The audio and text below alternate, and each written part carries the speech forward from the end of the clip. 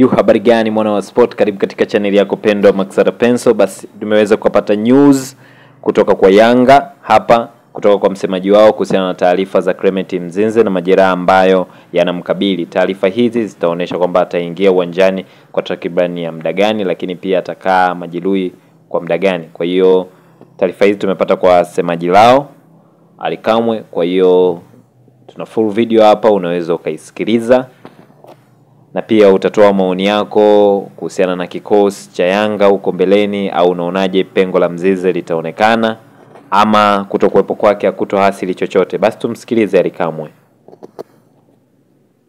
Mara ya mwisho tunazungumza tuliwapa taarifa ya mchezaji Clement Mzize ambaye kimsingi ndio mchezaji pekee mwenye majeraha kwenye kikosi ambacho tuko nacho msimu huu kwa ambao tumewasajili. Na baada ya kufanyika vipimo, tulikubaliana mchezaji Clement Mzize akafanyiwe operation ya sehemu ya goti, na hivi ninavyozungumza na nyie operation hii tayari imefanyika na mchezaji Clement Mzize alhamdulillah anaendelea vizuri baada ya operation hiyo.